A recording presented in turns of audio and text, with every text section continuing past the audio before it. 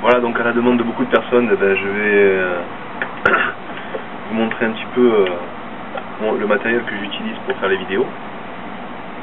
Donc c'est un appareil photo numérique, hein, tout ce qui est plus classique, hein, pas très performant, il fait 4 millions de pixels.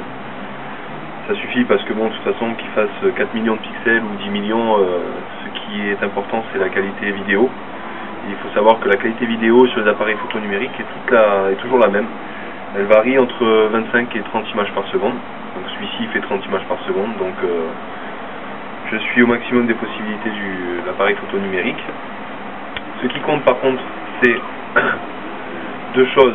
La première, donc la carte mémoire. Donc on va utiliser une carte mémoire de grande capacité, c'est-à-dire 1 giga ou voire 2 gigas. Donc moi c'est une carte de 2 gigaoctets qui va permettre de pouvoir mettre plus d'une heure de vidéo sur l'appareil photo. Donc la deuxième chose que je recommande aussi, c'est les piles rechargeables. Plutôt que les batteries, ça coûte beaucoup moins cher. Et puis on peut avoir des piles rechargeables qui vont jusqu'à 2700 mAh. Voilà, moi j'ai pris des piles de 2500 mAh. Généralement elles me font toute la durée de chasse sous-marine. Donc c'est largement suffisant. Je l'ai surtout choisi par rapport à son caisson, hein, parce qu'il faut savoir que les caissons varient entre 100 € et 350 €. Donc moi j'ai pris un caisson de moindre coût, c'est-à-dire que celui-là il fait entre 130 et 160 €. Neuf bien sûr. Il est étanche donc jusqu'à 40 mètres.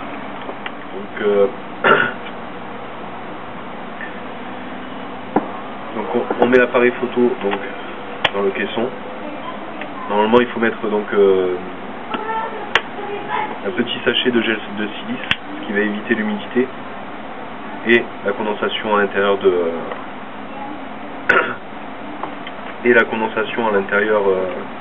du caisson. Bien penser donc à graisser assez souvent le joint torique qui se trouve ici. Donc le prendre, bien le graisser, il ne faut pas trop de graisse, il faut juste ce qu'il faut, hein, ni trop ni pas assez. Donc ensuite bien prendre le caisson qui est adapté à l'appareil, sinon forcément les touches ne vont pas coïncider avec l'appareil photo numérique. Donc voilà, après moi j'ai fait une petite fabrication maison au niveau de la fixation de l'appareil photo qui va sur la barlette. Donc j'ai pris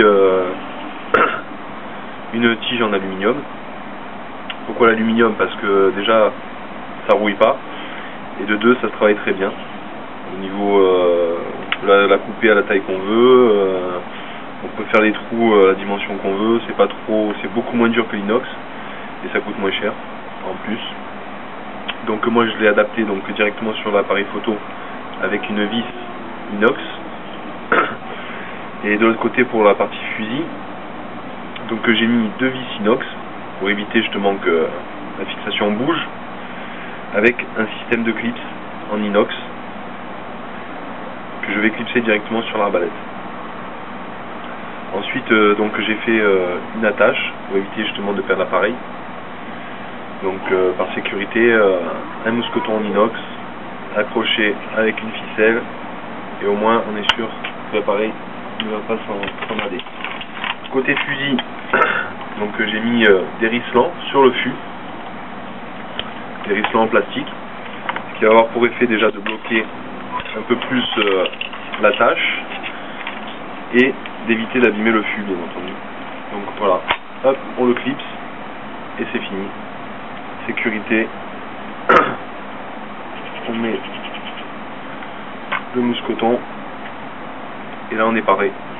Donc c'est une fixation qui a l'avantage de pouvoir se fixer sur toutes les arbalètes, puisqu'il faut savoir que dans la chasse sous-marine on peut aussi bien pêcher à trous comme on peut pêcher en plein eau.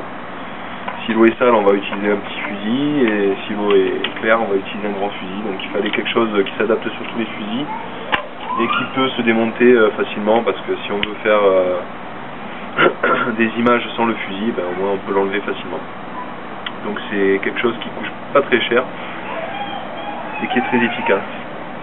Je pense que tout est bon.